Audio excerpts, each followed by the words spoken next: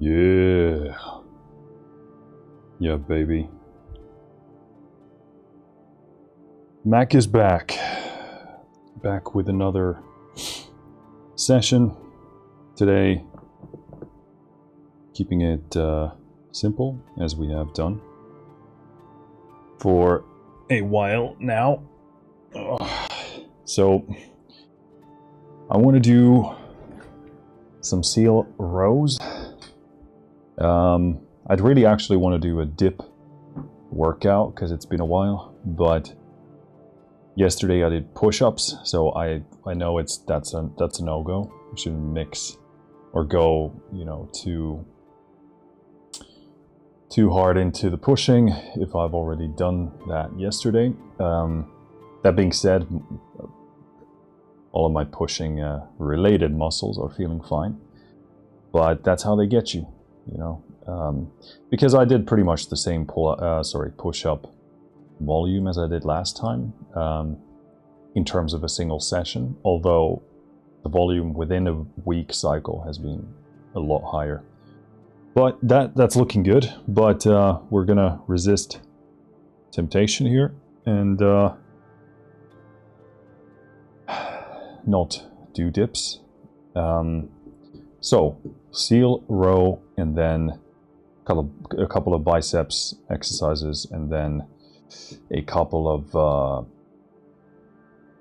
we should do some side delts. And I'm actually thinking I want to do maybe an upright row, because we haven't done that in a while, and it's a really good delt exercise, and it's also really good for me specifically as well. So I think that should be something we do, although the setup here is a bit, you know, this place is too crowded, as you can see. I need to make more space over there for this stuff. But seal row is what we're starting with. What I'm thinking about here is how I want to program for this, because it's a new exercise for me, very different from a bent over row. So I'm thinking how I want to actually tackle this, because I do think I want to keep the reps higher rather than lower. So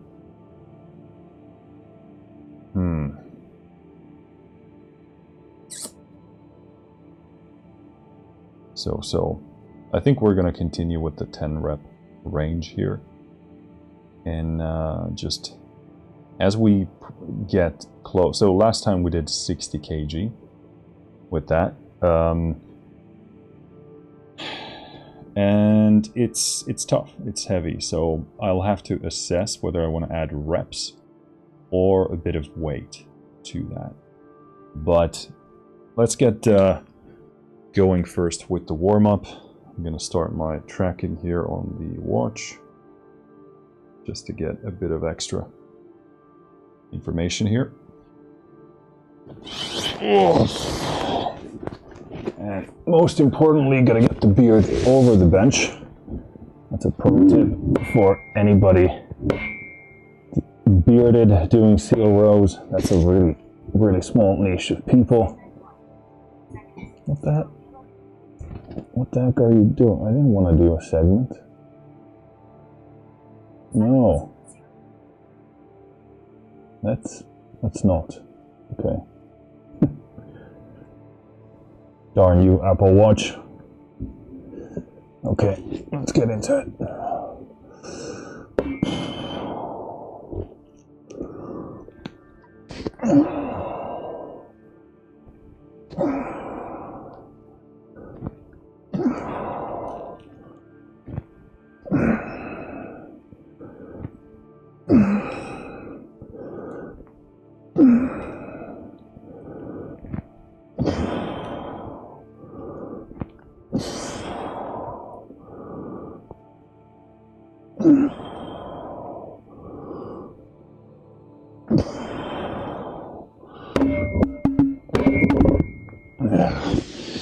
So,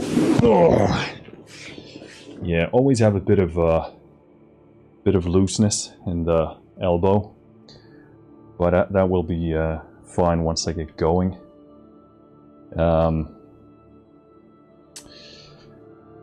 It's just a bit of like, I don't know, joint looseness or some kind of a small issue like that. What's up, Q-Phone? How are you doing? I'm doing good. Yeah, actually doing, yeah, really good. Thank you for asking. Not much. We're gonna try and bang out this row slash bicep slash delt workout, and that's pretty much what's on the menu. How are you doing? Let me know. Oh, there we go. Excuse me. Jeez, that's a lot of gunk stuck in my throat.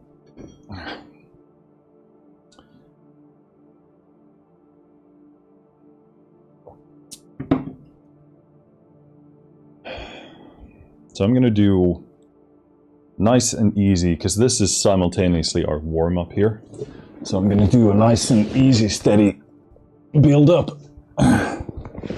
Take my sweet time and go from there.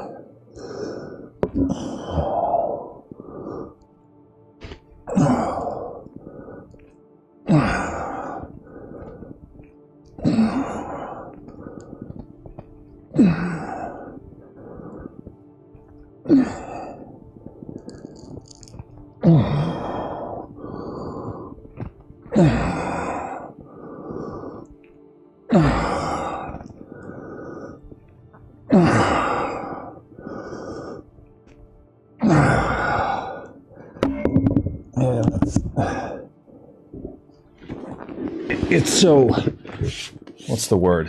When you're doing these, it's a very fine line going from, oh, this is light, this is fine, this is easy, going into, holy crap, I can't do much at all anymore. So, as tempting as it is to really add the weight here, I'm getting the kind of a read on this exercise that it really is more about the reps and the quality of those. But I don't really recall the last time when I struggled to program for this, for a movement as much as I do for this, because it is so kind of treacherous. You start a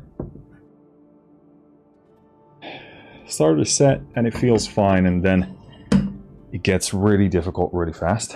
So, but I'm just learning what to do with that.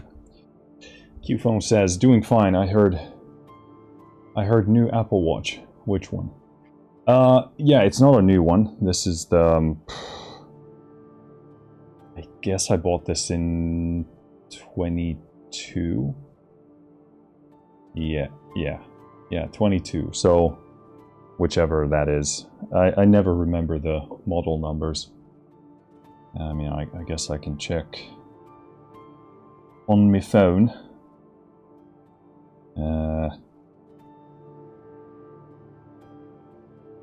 They have a bit of a weird thing about not making it super easy to find it. What the series is. Okay, series 8. So yeah, I don't know if it's like what are they on? What are they on these days? Like 10 or 11 or 12 or whatever.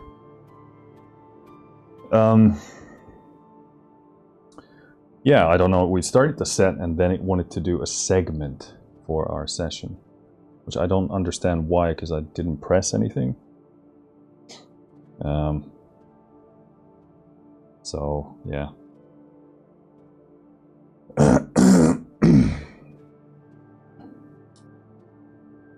I do like the watch, but with certain movements, it's pretty incompatible when you're working out, especially if you're using straps. Straps and watches don't really like each other. Qphone says, nice one. They just came out with 11 this year, like last week. Okay, that's cool. Yeah, I don't see any, like I want to buy something when I actually have a need for something. Of course, sometimes you can discover a need. But for me, when I got this, I actually got it out of desperation because I was having, unbeknownst to me, I was having heart attacks and I didn't know. I just knew that I had really bad arrhythmia and something was really wrong. And every time the EMTs came over, they couldn't detect anything. So I got this just to grab an, is it like an ECG in English? I guess. To grab something, although, you know, obviously the quality of something like a watch like this isn't as great as like a proper system, but it's better than nothing. And I just wanted to capture something so I could show the EMTs like, hey, I think I might be dying here. So, and that actually worked. I mean, by the time when I got to the hospital, I was not accepting anything else at that point except, you know, take me to the hospital. But yeah, it was useful for that, so that's why I got it. What's up, Generalissimos? How are you doing on Twitch? Asking, what are we training today? We are doing a combination of seal rows. And then after that, we're going to do a couple of bicep exercises, and then we're going to do some side delts after that, just a tad. But that's what's on the menu. But yeah, regarding the Apple Watch, it's beyond the heart attack stuff and the ECGs.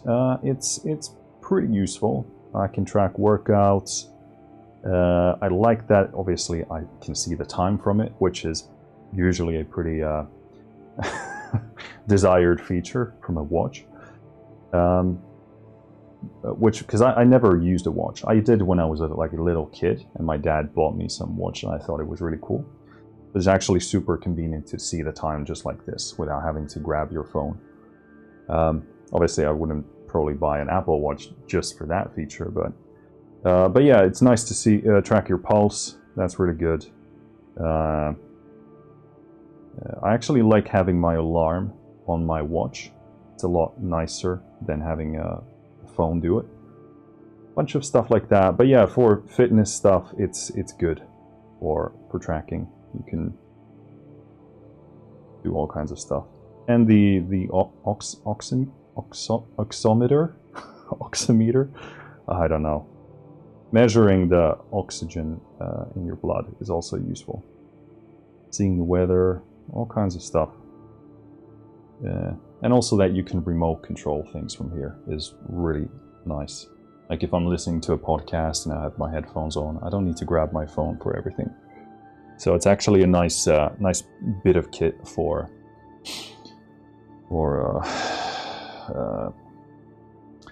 lessening the amount of interactions with your phone. That's good. Generalissimos is asking seal rows. What's that? I'll show you. I'll show you right now, Generalissimos. It's this thing here. It's basically a bench that's high up, and you lie on it on your belly. And down there we have a barbell that's cambered, which means it goes like this, so that when you row it towards the bench, it doesn't hit the bench. But other than that, it's a normal barbell. We have weights down there, and we basically row to our chest. So it's a back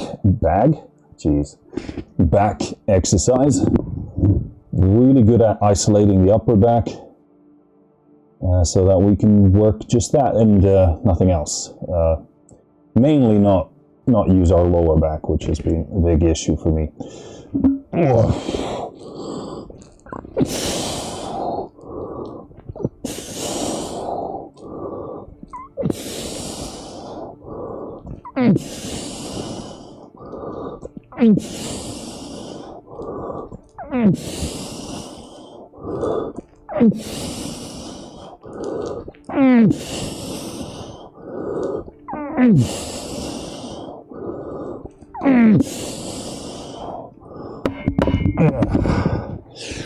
Yeah, so it looks really funny, especially if you have as skinny calves as I do, lying on there on display for the whole world to see. But it's a great exercise. Yeah, allows you to completely isolate the upper back, still do a compound heavy-ish movement with the barbell, and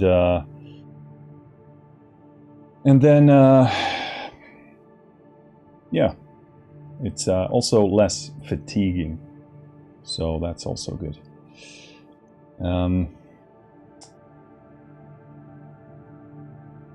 Phone says, you could say Apple Watches are life-saving for some people. Yeah, I mean, it was for me, for sure. It definitely helped me get on the ambulance and go to the hospital. So, yeah, I would definitely be a fan of it because of that. Because who knows, you know, maybe they wouldn't have taken me, and then one more session of those heart attacks could have been a different story. But, you know, thank God not. And yeah, thank you, Apple Watch, for helping me get treated. Yeah, Generalissimo says, I guess I'll find out when you demonstrate. Yep. So what do you think? You've been demonstrated now. Let me know how it is. What's up, Tulia on YouTube? Showing the bicep as you should. Generalissimo says, yeah, I interact with the phone only for the app to track progress. Yeah, that's good. Wait, let me know what app you use. I'm actually very interested in this topic because I haven't found anything that works for me, and this is why I actually want to do my own app. Like, I don't mean like, it wouldn't be anything crazy. It's actually, I would want a very simple system, but I just can't find all the flexibilities and details that I'm looking for. So I would love to hear what other people are using. Quinn asking, what is your max deadlift? Well, so right now I'm not doing strict deadlifts at all. I am doing Romanian deadlifts, but that's mainly because I just want to work my hamstrings and glutes. My max deadlift was, I think, 200 or a bit more. It's been a long time. This was many years ago. But that was around my max around that time. I think it was 200 or just a tad bit more. But even that was like, it was a struggle. I don't have, well, let's just say it was rough. My lower back is definitely my biggest limiting factor on the deadlift. And I don't have the best physique for that. I have a strong upper back, but my femurs are super long, which means that the travel distance is definitely tough. And also I have really tight hips and tight hamstrings and tight posterior chain. So it was definitely a struggle to get the deadlift up there. It was like a little project of mine back then, and that was a real struggle. But right now, I'm not really interested in max strength. I'm just trying to maximize hypertrophy. So that's why I'm doing Romanian deadlifts exclusively. But yeah, that used to be my max. Right now, I have no idea. I couldn't even guess. I don't know. really, it's a good question. Yeah, I don't know. If I would have to estimate, I don't know. It's definitely...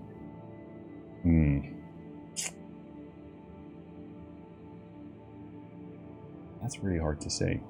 I would hope it would be at least around 150. I would hope, but I have no idea. And that's one of the things, like, you have to train for the specific strength as well. I'm probably not very proficient at the movement right now, but yeah, I don't know.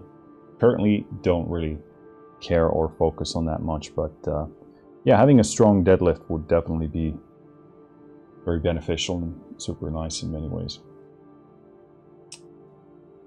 Generalissimo says, I guess I prefer it to be more free by just bent over rows. Yeah, I mean, bent over row is a fantastic movement, no hate. I literally got this just so I could save my lower back, because it's chronically, basically, inflamed most of the time when I overuse it.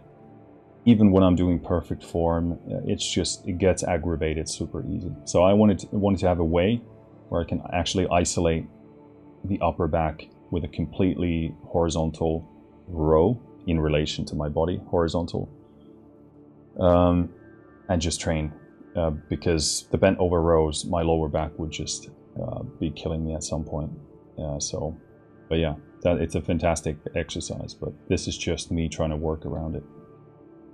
Qphone says, looks like 80 kg or more. Is that like your estimate of my deadlift max? Or are you currently on the seal row? We only had, what was that, 40 kg? So we're actually gonna, yeah, we should actually do the next warm-up set. That's only, I've been doing the seal rows with about 60 kg so far. So, but we'll have to see how that feels. Generalissimo says, regarding the app, the tracking app, it's called Gym Workout. Very simple one, but fits me.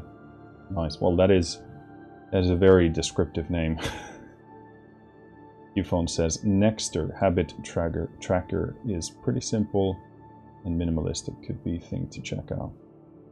Yeah, I'll check them out for sure. The thing for me is I want sufficient flexibility with tracking different rep ranges within a single movement, because that's something I'm pretty big on, rotating the actual rep numbers for every exercise. So I would need to track different rep ranges for each movement.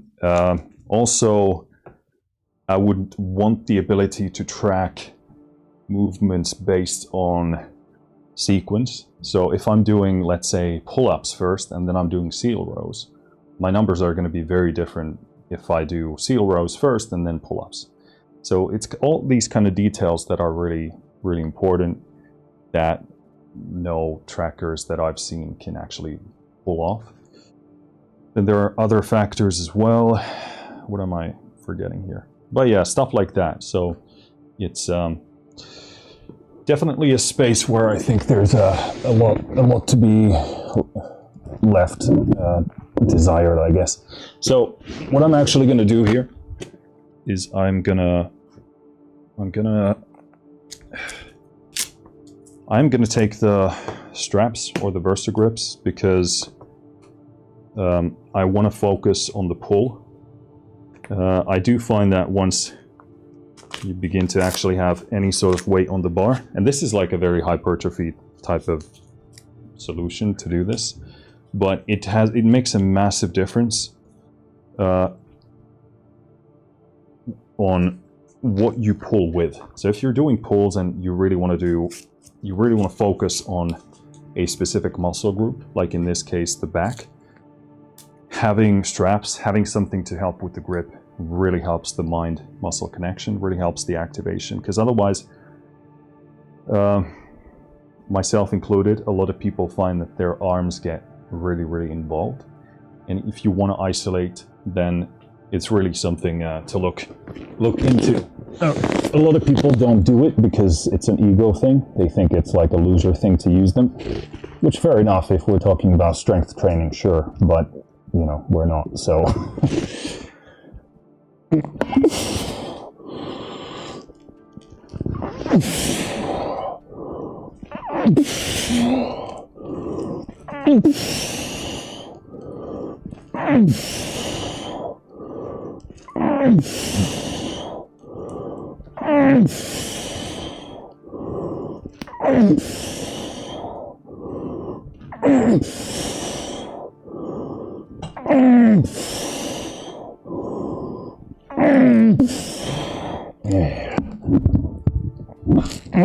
Yeah, this is one of the difficult things about re-racking on the seal row. The pegs aren't very deep. It can also be a bit difficult to see where you're putting stuff. So, cool, that feels pretty good. So we're getting kind of warmed up here. Yeah, Generalissimo says making seal noises would be funnier. I thought I was doing seal noises.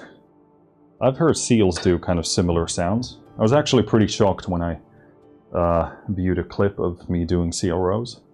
Because I've heard them do like the sort of weird grunts. They do all kinds of like weird fart sounding things with their voice. So, but yeah, if you want me to do like a oink oink or something like that, that would be pretty funny. But I feel like it would negatively impact my performance. Would be focusing too much on the actual sound versus the rep quality. Okay, so we have some decisions to be made here now.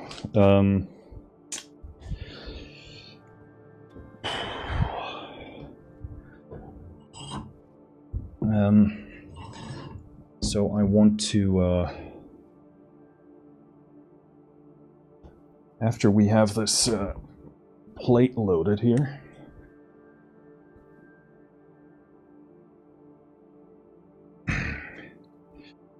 let's get this.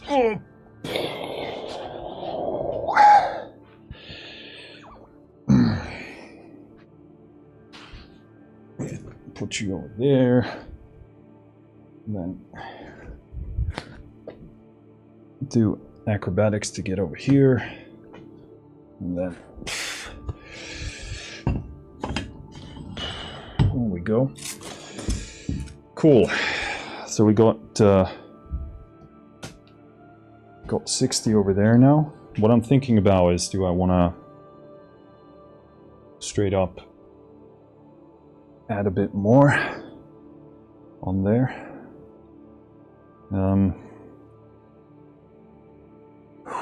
Or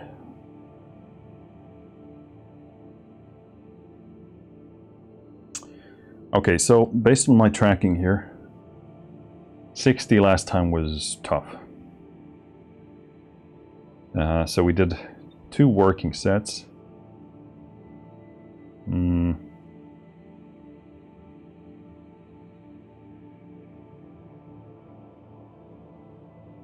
Yeah, so 2 working sets, 10 reps, and the 3 reps on the first working set weren't, the last 3 reps weren't great. And on the last set, the last 1 rep was not great. So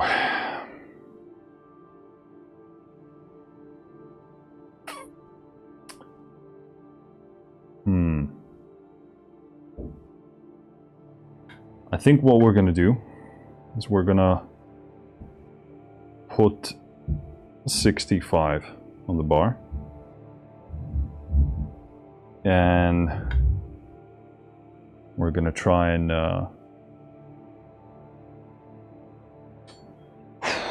try and make that work.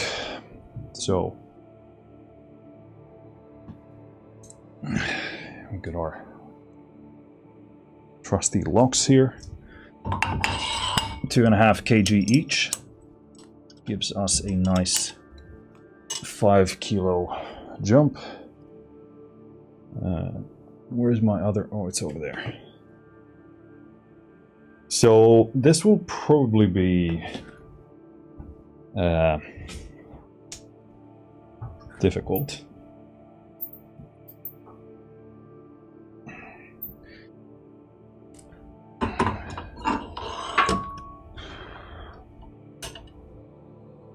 I was thinking one solution would be to try and add an entire set, but I don't think that's gonna happen.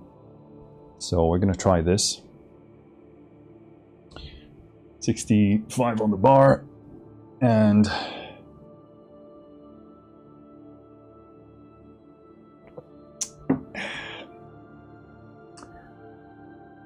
we'll try and do at least the 2 sets for 10 reps. But of course, depending on how this feels, we gotta modulate, but that's what we're aiming for here. So let's see what happens.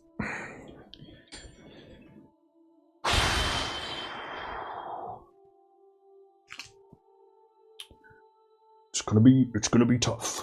It's gonna be tough.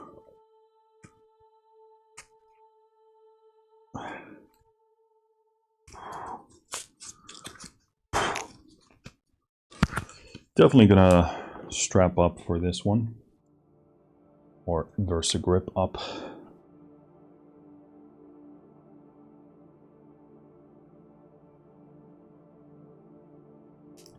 Yeah, gotta move this watch over a bit to make space.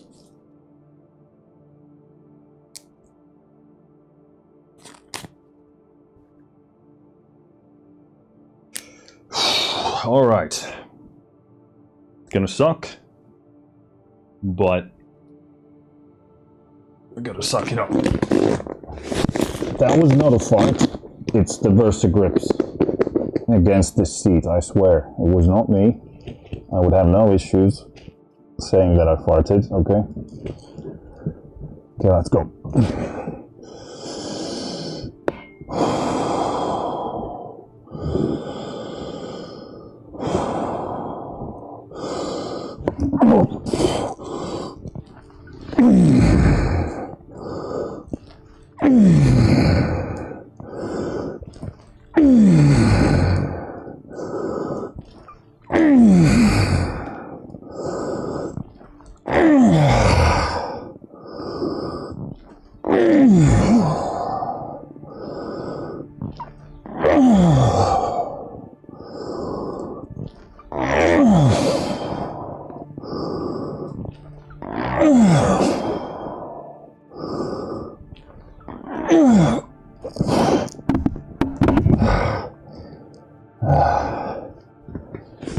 Jeez. Oh. All right, so the thing with these, that was 10 reps, but I do recognize that once it gets harder and you get towards the end of the set, once the weight is sufficient, you're gonna struggle with the range of motion. Like, it's not gonna be entirely perfect and full. So this is why I'm a bit torn about this in terms of hypertrophy training, because it's not that the reps are bad. Like, usually when people don't do complete reps, it's because they don't want to, or it gets difficult. But if you do this, you simply can't do the full range of motion once it gets difficult. The rep is still good in virtually every other aspect of the movement, but you're going to struggle with those last reps being full range because you just can't pull them. So you're either gonna accept that from a hypertrophy standpoint is perfectly fine to still include partial reps as well. And this is not like this is it's a very partial.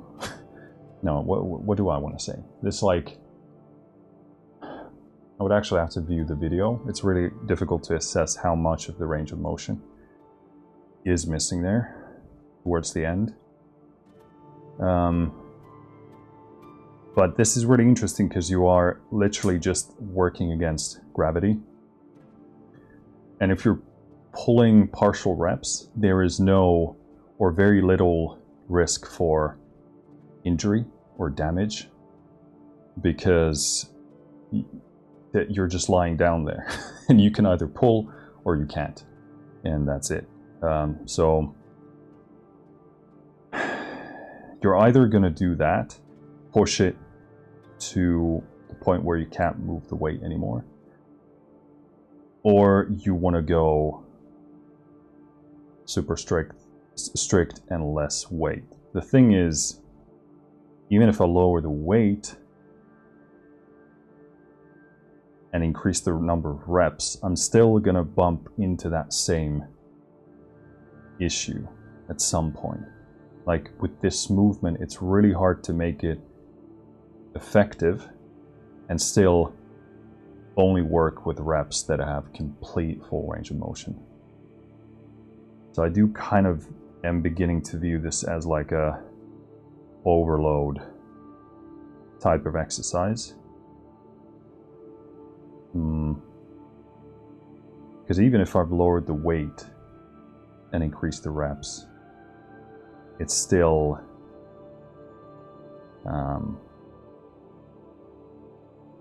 gonna bump into that same issue. So I would really struggle to find the sweet spot for complete reps and getting the benefit that I'm after. So yeah, I don't know, the testing continues, I guess, is another way of summarizing this.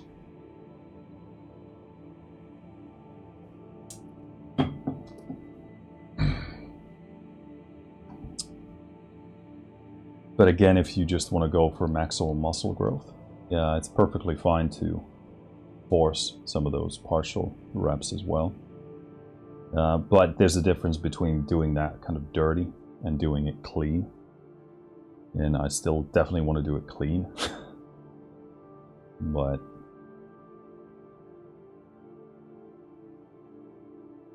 yeah, I'm getting the impression that this is probably a really good overload exercise as well, and really safe, nice way of pushing to close to failure with minimal cost to that. Because again, I'm literally just lying on the bench. I just have to use my back muscles or not. I'm just pulling or not. So injury risk seems really low. And also the benefit of squeezing that last bit of effort seems really easy on this as well.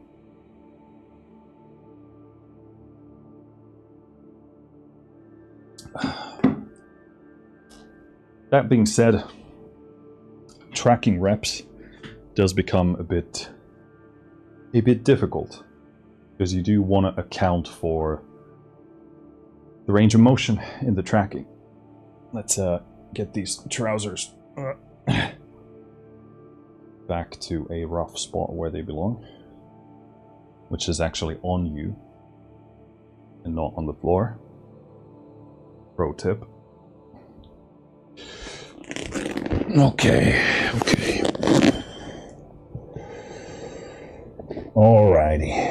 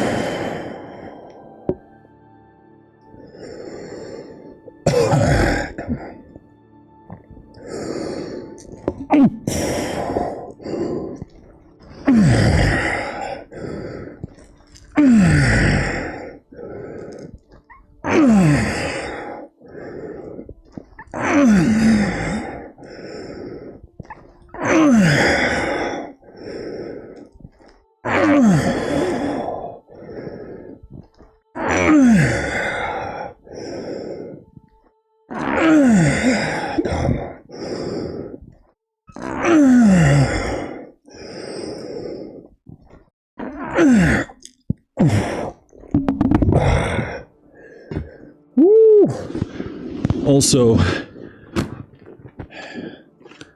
another thing, really important thing on this movement that I love is that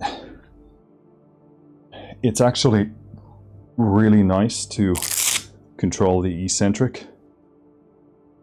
There's a lot of people do believe in this, that controlling the eccentric in a very slow fashion helps with hypertrophy. So you're actually building muscle as you're resisting lowering the weight, which to me makes a night and day difference, and also makes the exercises immensely more difficult, understandably. On this one, it's really great because, again, I don't need to use other stabilizing muscles to stay in position. I can just row as much as I can and then resist the lowering. And it's difficult, but you're lying down. It's so controlled that that's all you need to focus on. That's a really nice feeling to have that complete isolation there. So that's a big benefit. But yeah, with something like a bent over row, even when it gets difficult, you can still do the reps full range of motion, maybe a bit of body English, maybe a bit of movement to help assist with the rep. But here you can't do any of that, so it's just either you have it or you don't. And like there, the difference between rep 1 to rep 10 is very different in terms of the range of motion there. But I do as much range as I possibly can pull. The strength to do it simply disappears at some point. But yeah, it's super striking on this exercise. I've never experienced anything like this, even with, like, I haven't used any rowing machines, like a pulling machine at a gym, something like a seated row machine. But even with that, you can still use a bit of your, torso, upper body movement to assist with that. So getting to that actual point of failure is far more difficult or more rare. Technically, you could control yourself to isolate more, but it's not like this. It's so completely different when you can't move at all and you're just going against gravity. So it's very interesting to me, at least. So I want to do one more set with this. Definitely gonna go for 10. I'm probably gonna do 10 even if the range of motion decreases. I'm just gonna do 10 reps with the range of motion that I have, which I'm kind of thinking is probably the way to go with this. So yeah.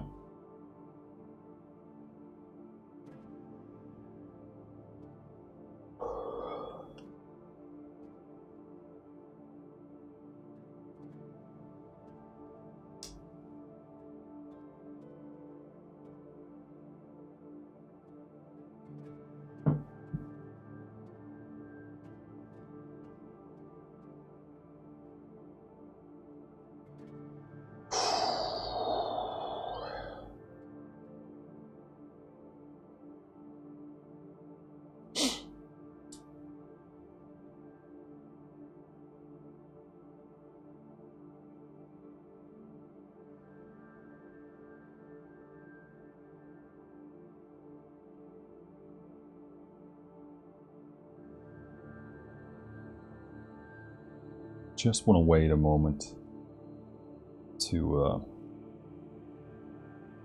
maximize my strength for this. My heart rate is already fine, but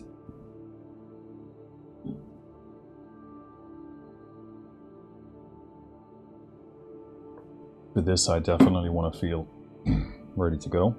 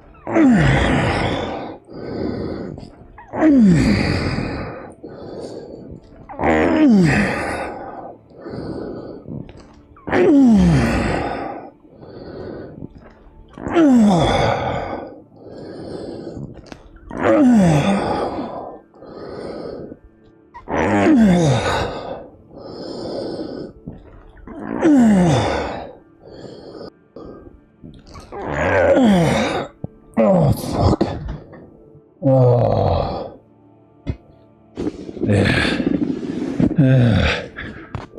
Yeah, I mean, that gets brutal. It's just... you have nothing to give, and then you just still gotta pull as hard as you can and lower the weight, and it's... yeah, that gets really brutal towards the end. Cool.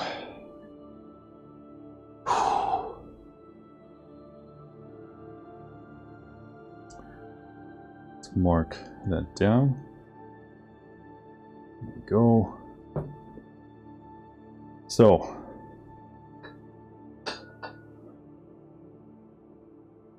next up,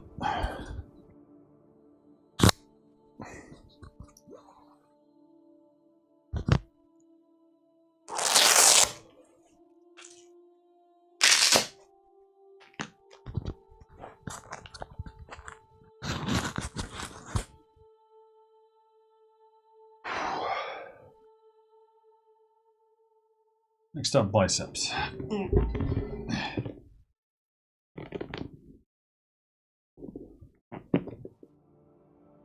We're going to start with the Bayesian curl here. I'm just going to check. Yeah, so for today, I'm not going to bother moving the camera, although that would make a lot more sense for this, but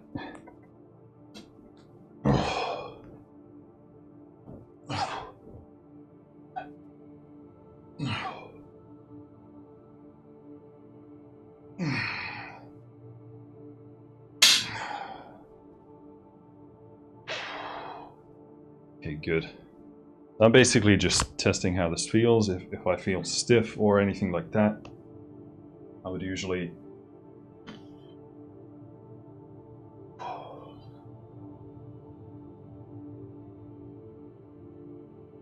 would warm up a bit more, but it seems like we don't need to do that now. So I'm gonna move this a bit. So I want to put, let's see, put just a couple of kilos there.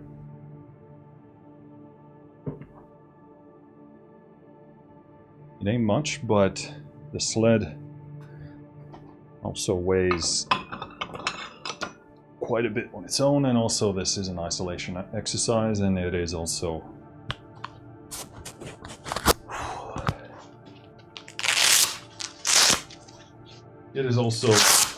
meant to be higher rep work, and also hopefully quality rep work.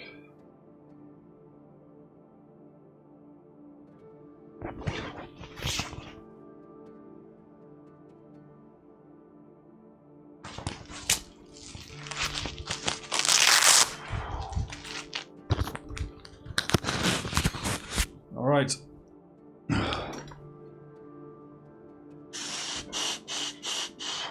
So what I gotta remember is to try and stay upright with this instead of leaning forward.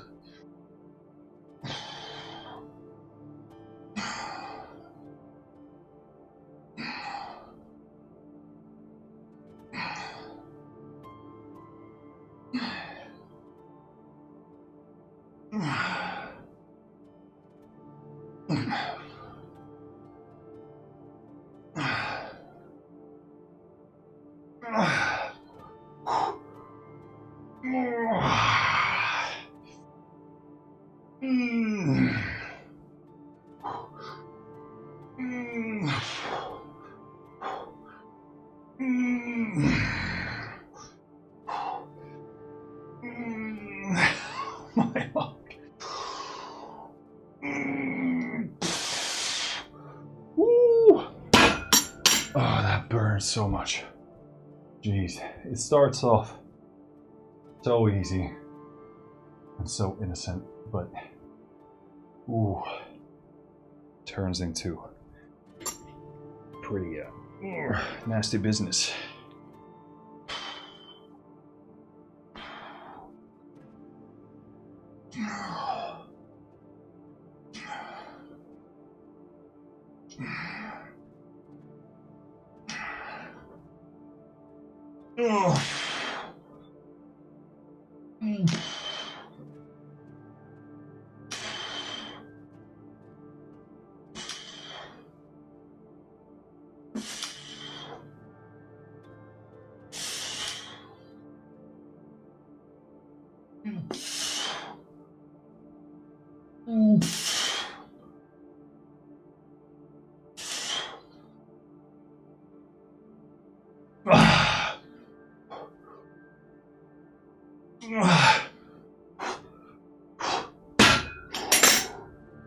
Okay, less painful on the left,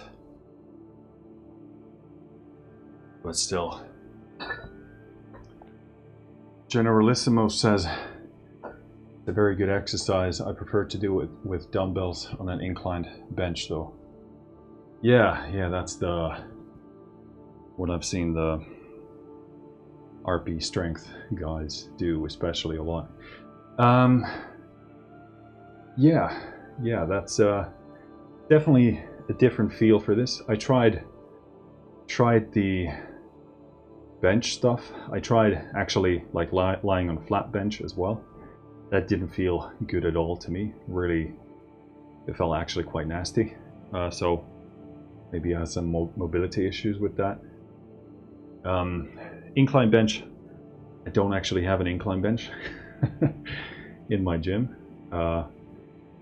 But yeah, I've understood a lot of people do that as well. I would say that with the Bayesian curl,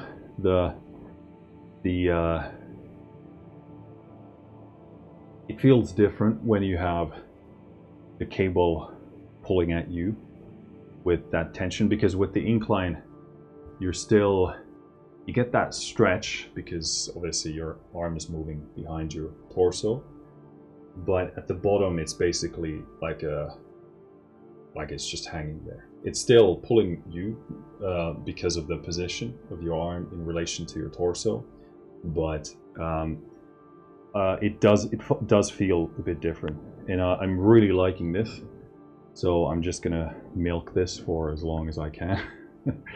But yeah, a lot of people really like the incline bench bicep curl, dumbbell bicep curl, and also a lot of people like the flat bench as well. But yeah, maybe I'll try that one day if I ever get an incline bench. I'm not much of an incline or anything, but it would be a useful thing to have.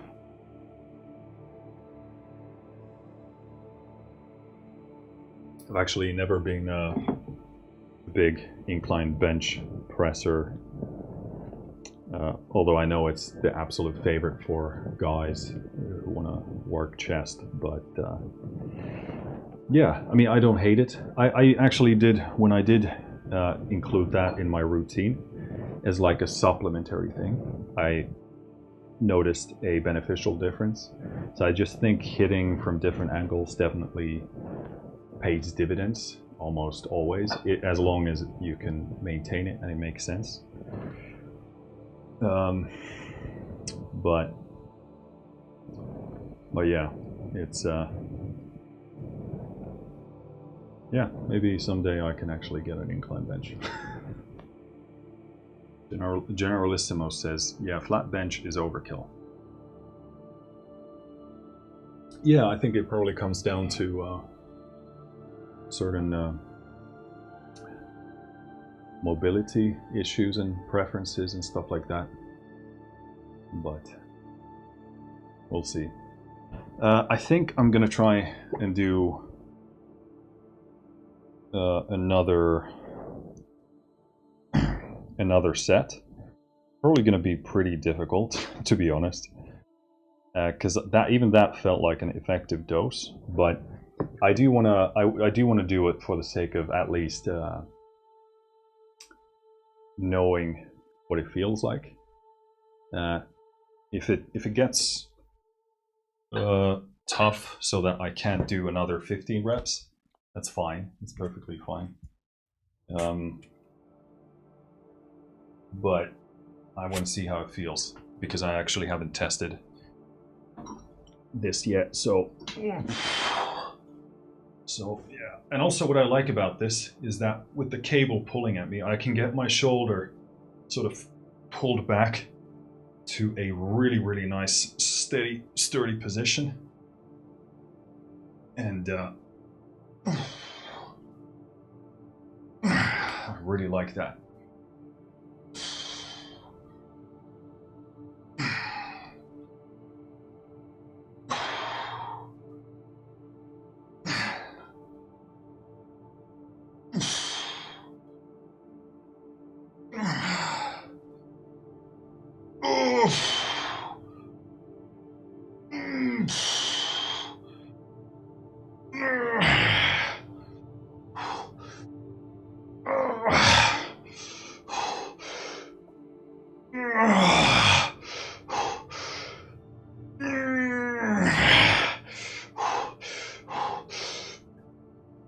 Oh my God. Woo. Jesus. Oh my. Oh, that's real. Ooh. It's not even one point that begins to like tear up, but I got like four different points that are just like, in a good way, being ripped to shreds.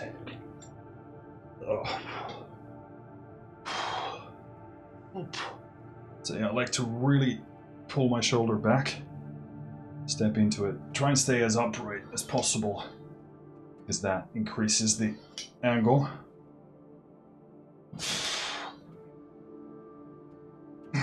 I think that was 4, right?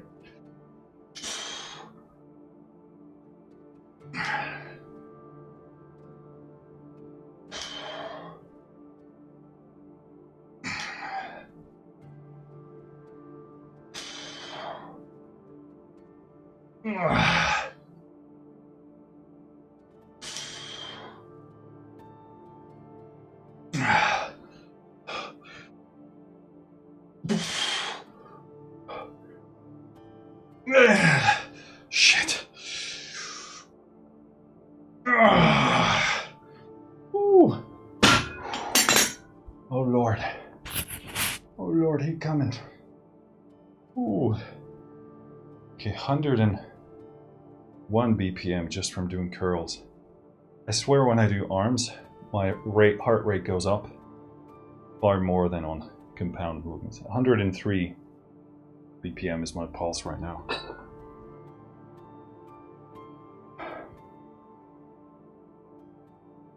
Generalissimo says, "You make too much noise. It has to be very quiet in here, like in a church." Arnold. Yeah, that's exactly what he would say. Has he actually said that?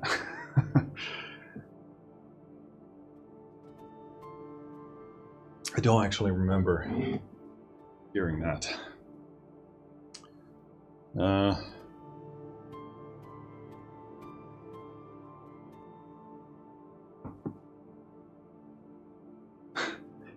I'm coming at home, I'm coming at the gym, I'm coming everywhere.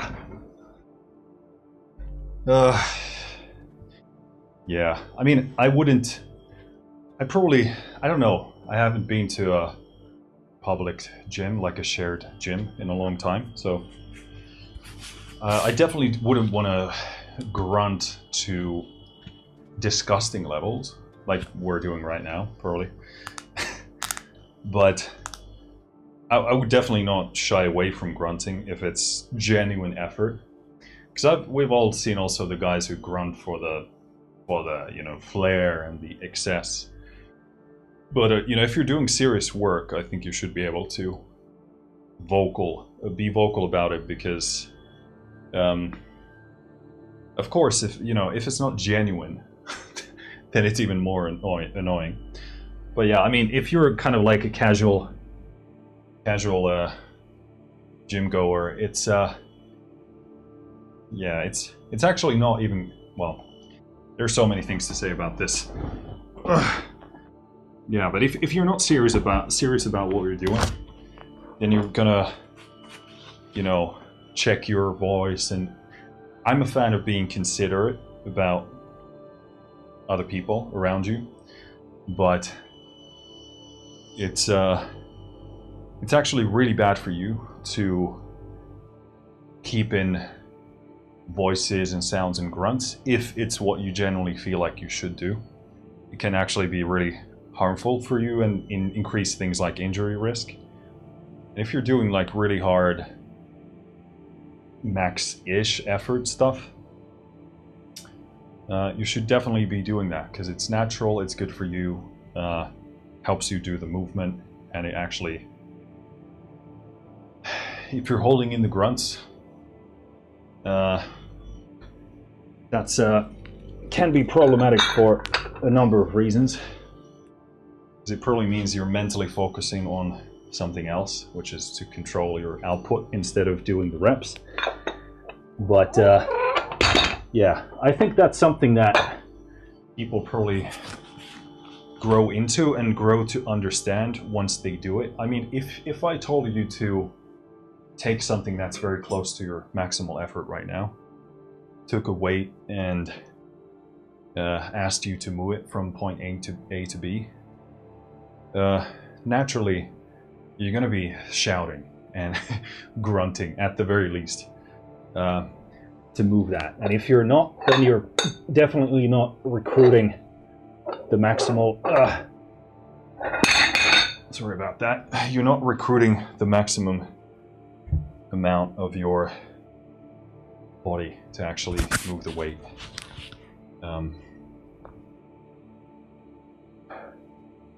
Yeah, Generalissimo says, yeah, it's from pumping iron. Okay, I don't remember that one from there. Maybe I'm being just too focused on the, oh, I'm coming at the gym, I'm coming everywhere, which is amazing.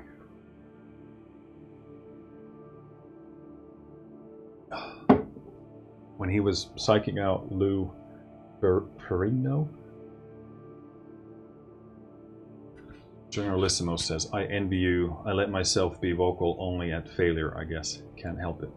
Yeah, I mean, I definitely like, it's not a natural thing to be around a stranger who's just like grunting. And I also understand that this is probably even more awkward and difficult for like most women around men who are grunting, you know, stranger men, or, you know, men you don't necessarily want to be too close to or hear their grunting. I completely understand that.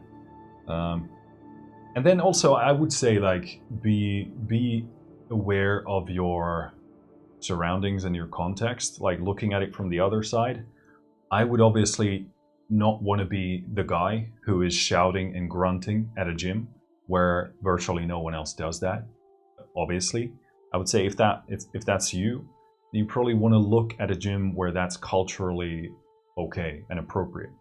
And again, like when you're doing hard work, I think grunting, shouting, heavy breathing, well, not like shouting is maybe pushing it, but you know, if you're doing like a genuine max lift, I would be perfectly okay with somebody shouting. Like, it's part of the territory. But most people just don't know what a max effort even is. But, you know, heavy sounds are perfectly fine, but I would not go to a gym where nobody else does that, because they don't want to train like that.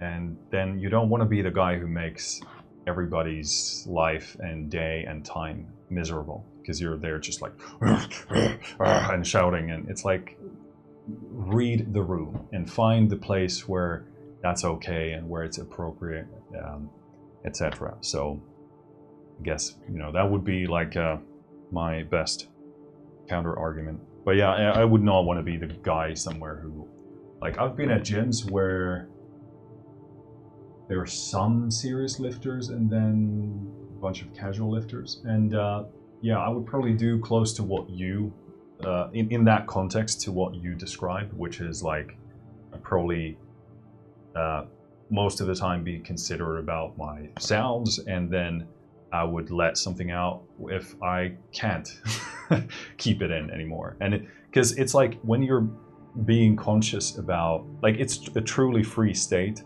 to not think about that stuff, and grunt if it's what you naturally do, and even shout if that's what you want to do. That's a state of like free-mindedness, where most people probably think that that's a state of ego and trying to consciously be loud and brash and vocal. And there are those guys and gals out there, of course, as well. And in some cultures, like if you go to a certain gym, the gym culture, that's what they want you to do. And then you do it even beyond the, let me actually turn on the fan on this camera before it overheats, because it might.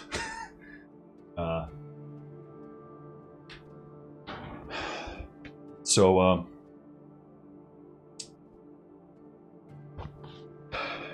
what was I saying?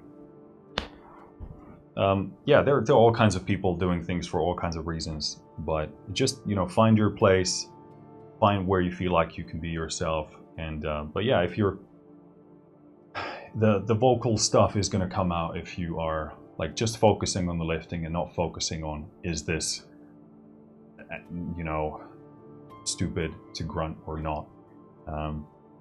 But I think what you're doing is actually really appropriate and smart. You know, read the room, know the gym culture, make according noises to that. Here, when I'm in this basement,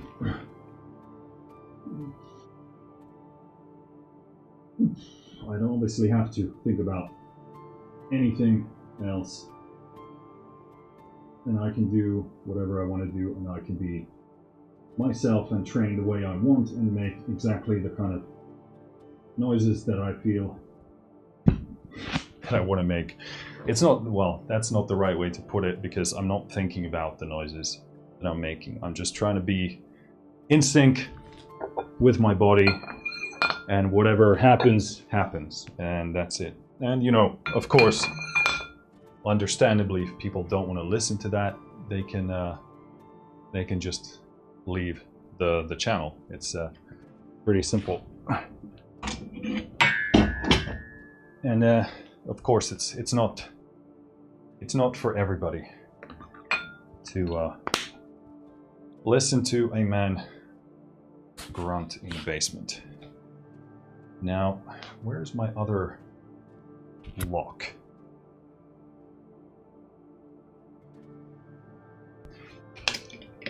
I don't exactly know why I'm... Yeah, let's not actually put these on here. I do want to kind of slowly get into that creature curl. If I'm warmed up and have used my biceps, yeah, that's fine. I just want to ramp up nice and easy and steady because this is even still a new movement for me as well, and there is a lot of tension at the extension portion of this movement, so I want to be safe rather than sorry. Generalissimo says, what if I'll scream, I command you to grow? That would be fucking badass. I would think that's badass. And I would think that would be super funny. And again, unfortunately, not every person, or maybe, thank God, not every person shares my sense of humor.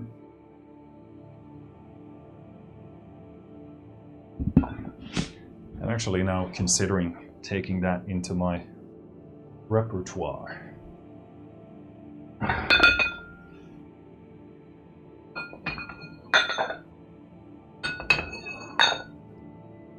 Command you.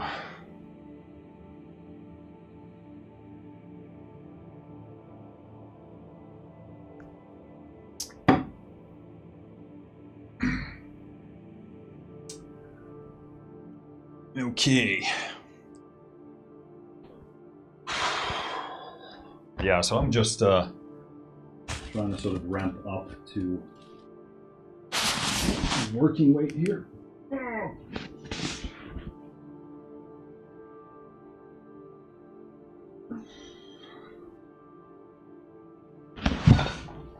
Just getting a feel for it. This time I do want to add weight here. And I just love these micro plates. They're so good for stuff like this. And it makes the progression on movements like these a lot nicer to do, because instead of doing this, I could use the bigger plates with the 5 kilo, but it can get to you mentally, because now you think, oh, I have like a bigger plate on there, and then adding weight from there seems like such a struggle. So these micro plates are really, really nice for that reason.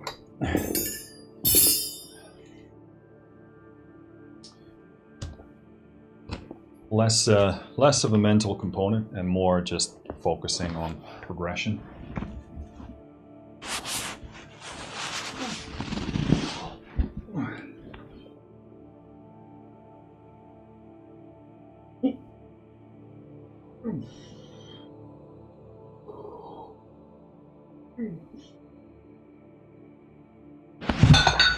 Good.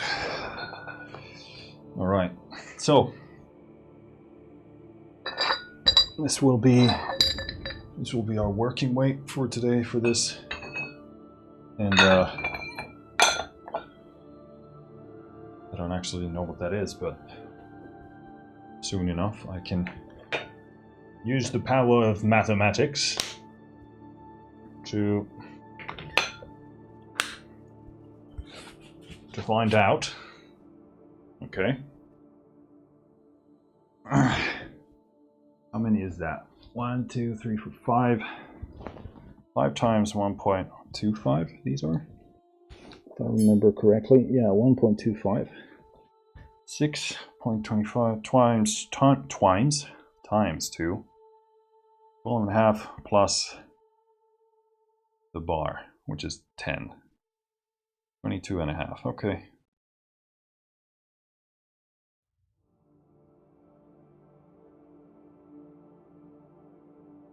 Put creature curl Cool. This will probably be pretty difficult. And hopefully in a good way painful.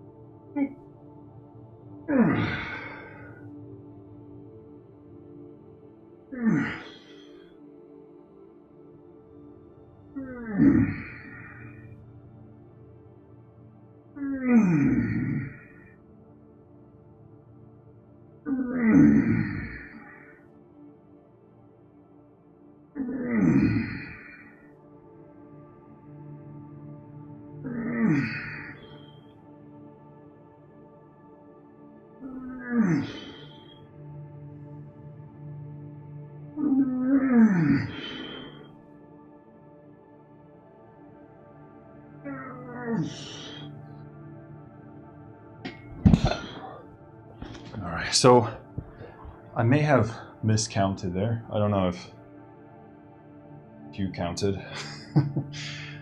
I think that was 10. If not, then it was one short, but I think it was 10. I've really got to focus on counting because otherwise it just... you lose track of it. Would be nice. One of the best things about having a gym partner is having them count for you. So you can just focus on the work. That would be super convenient. Yeah. But I'm actually really starting to like the preacher curl. It's a very, very unique feeling, very unique movement. It does seem to, at least for me, take some time to get used to, because it's, I wouldn't, you don't feel it as much in your bicep exactly. It's more like, reminds me of like more like a bigger compound movement, because you're just focusing on the movement and the motion, versus something like the Bayesian curl, which we did previously or before this. You clearly feel that in your bicep and the muscle clearly, like a very hypertrophy type of thing. You clearly feel the burn and the stretch. This one, it's more like you feel the stretch and the tension, and then you just kind of push through it, which is really interesting.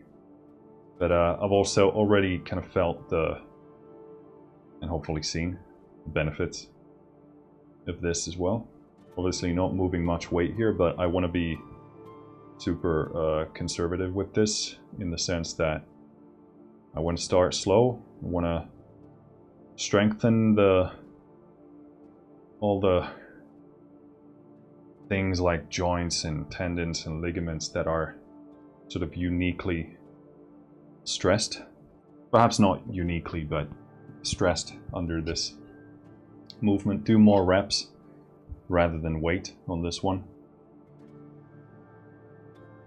And also I'm still learning kind of the best practices for positioning.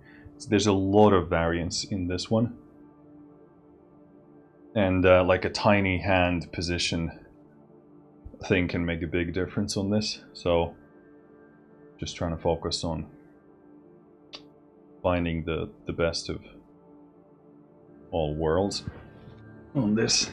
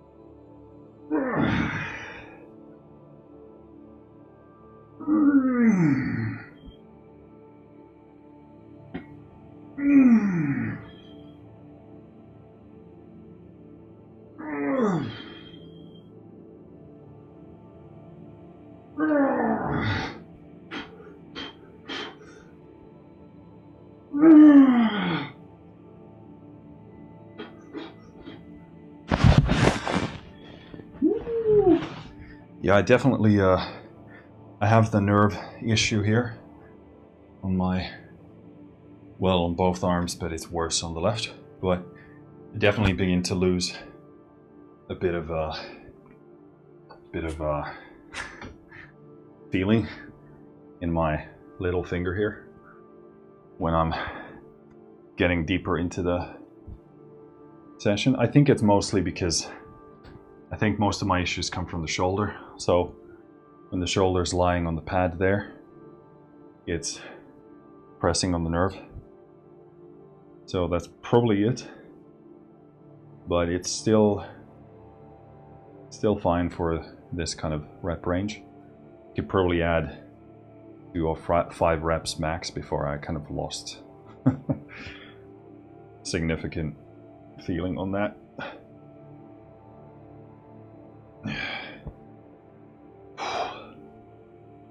Yeah, I'm really liking how that's feeling.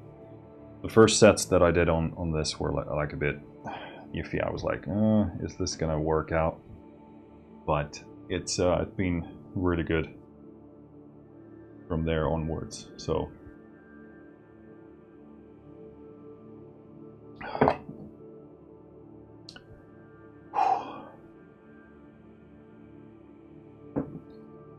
oh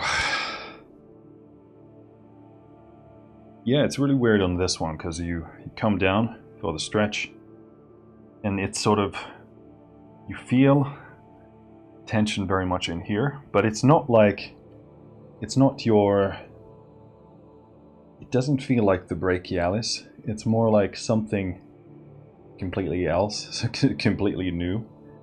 And it's not even like when I do wide grip pull-ups, and if I've had like a longer break from those, longer than I wanted, I get a huge amount of tension and soreness in the kind of the attachment point between the forearm and the bicep, which is great because it's strengthening and working everything in there. This feels like something different. It feels like something completely different.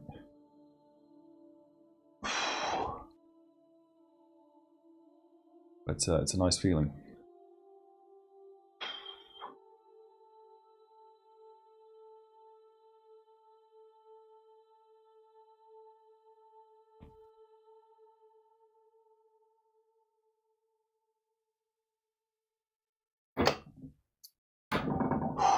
Okay.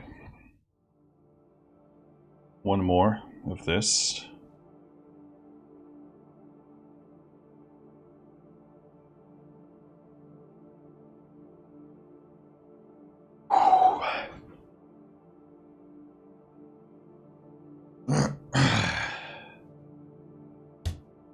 I might actually next time, I don't know, I was thinking about going for even longer sets, but due to the nerve issue, I don't think that's perhaps possible. But I have to see.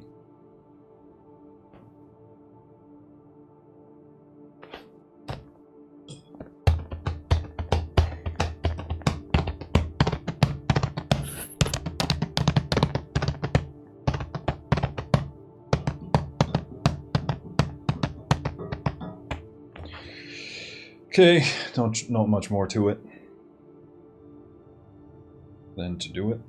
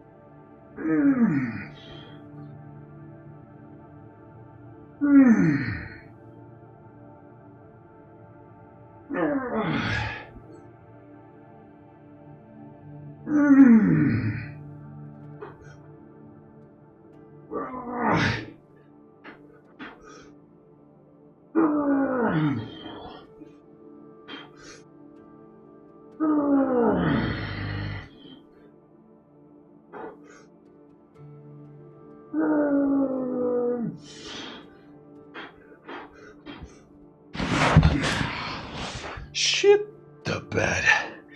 Woo. Yeah.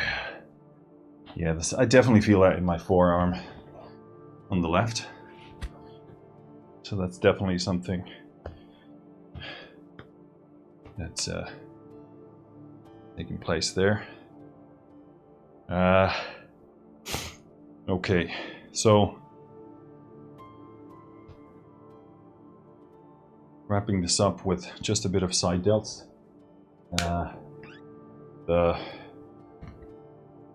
I knew I said I was considering the upright row, but in this mess, I don't think we can pull it off unless I use the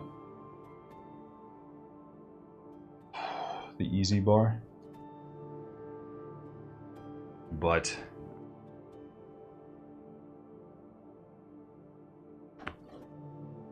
I don't think I want to or can. I mean, I want to, so I don't have to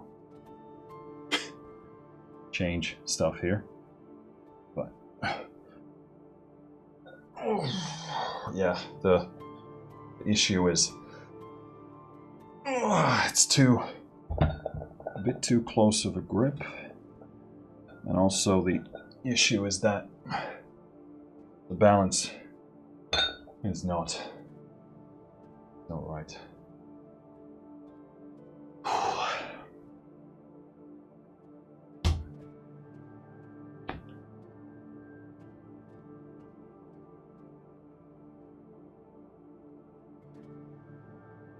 Yeah, so dumbbells it is.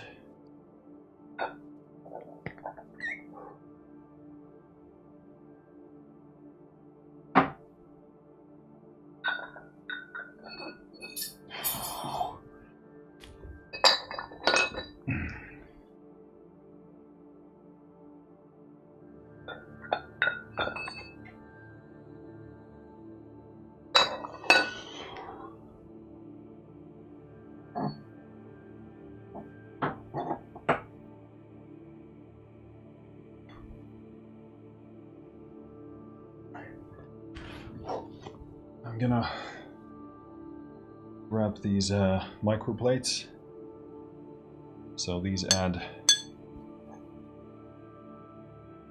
together 2 of these. They add half a kilo here, which ain't much, but better than not adding anything. And also in the percentage-wise, for a movement like this, it is actually quite a lot. So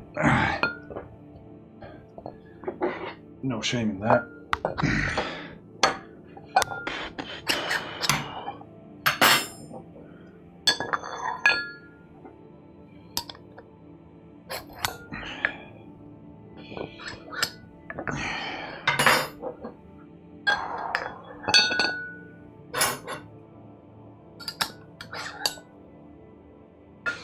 Okay. Oh. I swear these trousers are. They're gonna drop.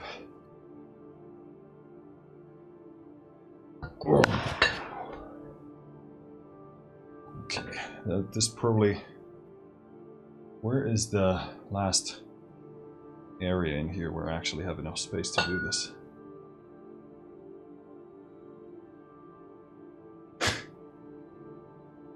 Yeah, I gotta go here.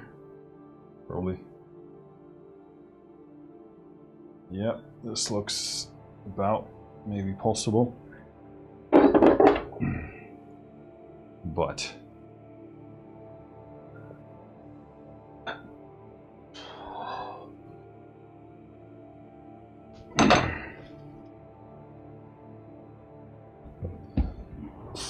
think it's even still simpler to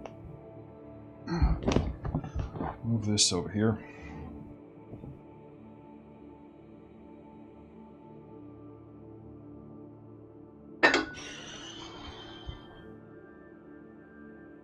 All right.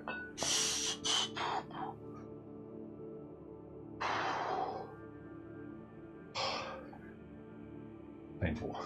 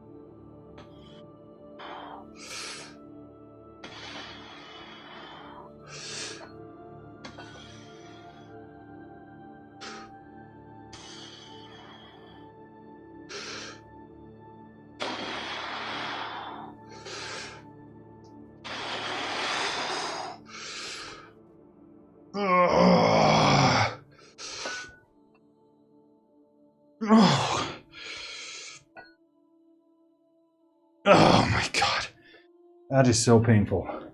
I mean, this is a good example of a movement where controlling the eccentric is everything. It's just so much harder, and you get just so much more out of it when you do that. But it's one of those movements where the temptation to lower fast is so natural, because this is not like a position your body wants to really be in, because you're using so few muscles that are relatively weak. Try and keep your arms there. Jeez. Ooh. So yeah, there's a lot of burn, a lot of pain.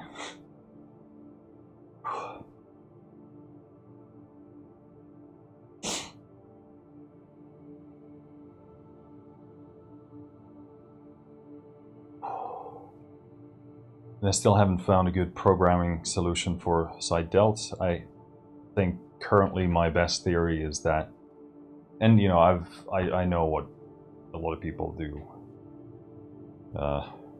recommend for that, but just like frequency seems to be the way, because it's really difficult to get in a ton of volume in one day, and it's hard to get like a lot of volume in there in one day, but then again they recover so fast that you can hit side delts really frequently. So it's just like sprinkling the side delt stuff in there pretty much all the time. So I'm trying not to do too much, but doing effective sets close to failure and doing that very often, which is not new news to anybody. But this also can be so difficult to actually remember to do that.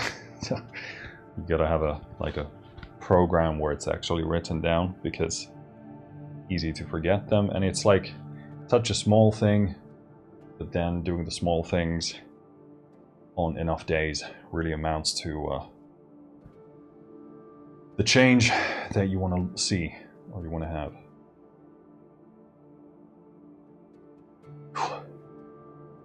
Okay, I'll do another one.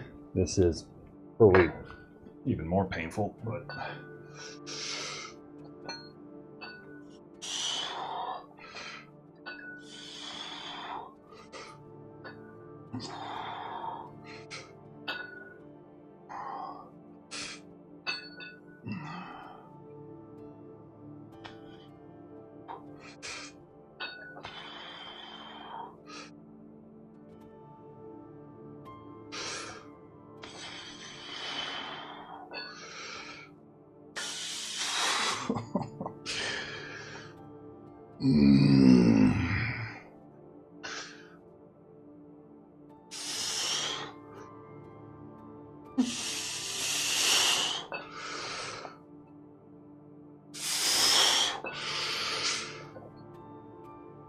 Ah.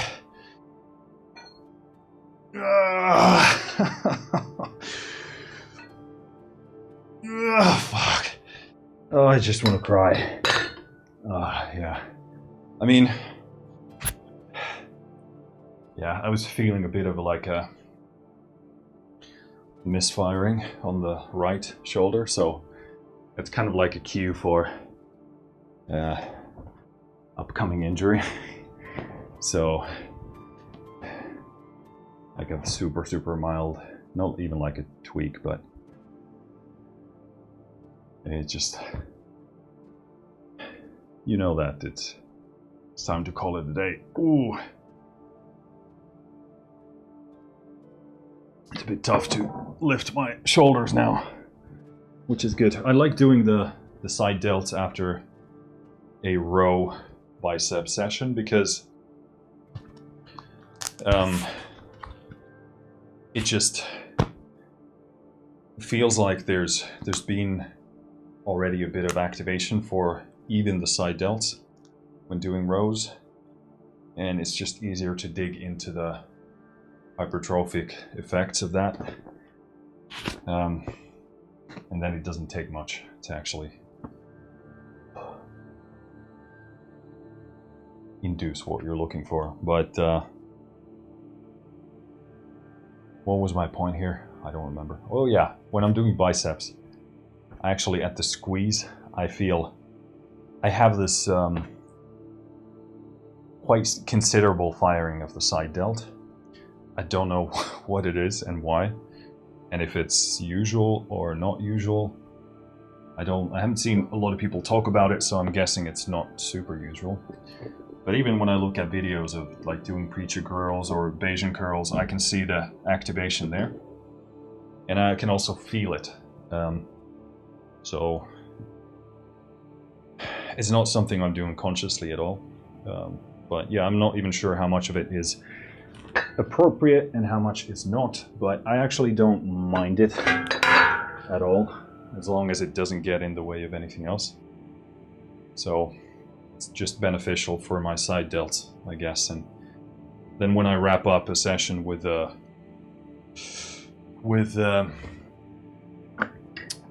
something like a lateral raise, then I'm just that much closer to failure and getting the effects that I want to see.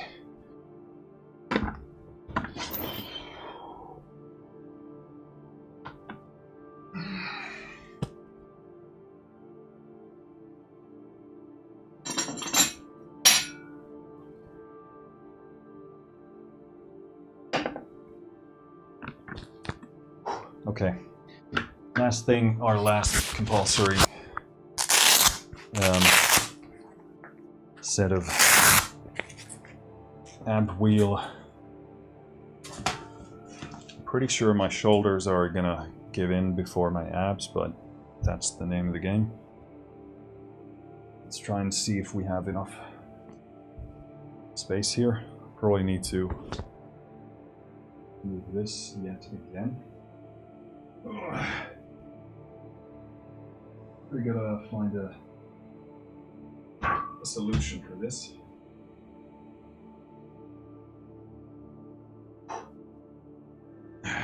Is this enough space?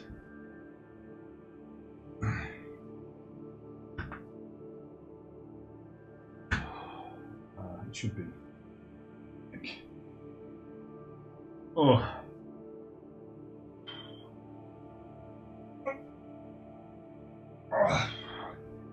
I'm pretty close to puking, but it's the name of the game as well.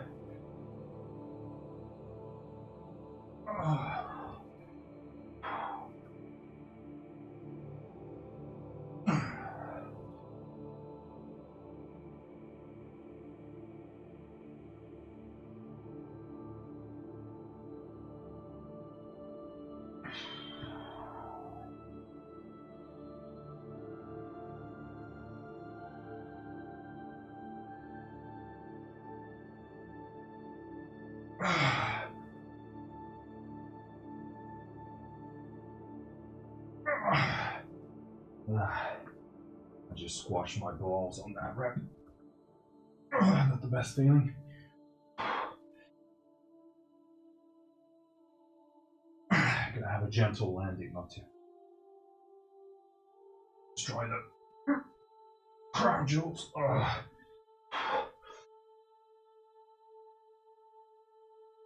Fuck.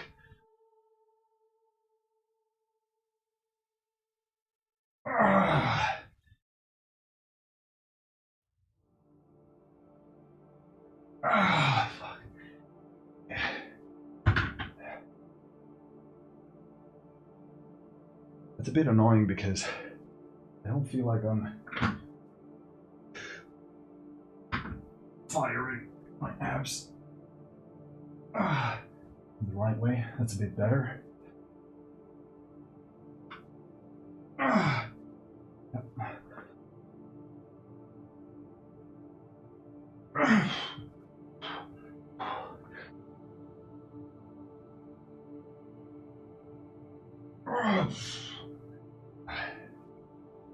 I didn't expect the ball squashing being that bad, but it was not nice. Yeah, I'm feeling a bit like I'll probably need to do some other ab stuff just to cue my abs to do the right thing, because I feel a bit like I'm not firing them exactly right. Maybe I should do some leg raises next time, because I feel a bit of like not like a bulging, but it's not like they're not sort of locking into place like they used to. So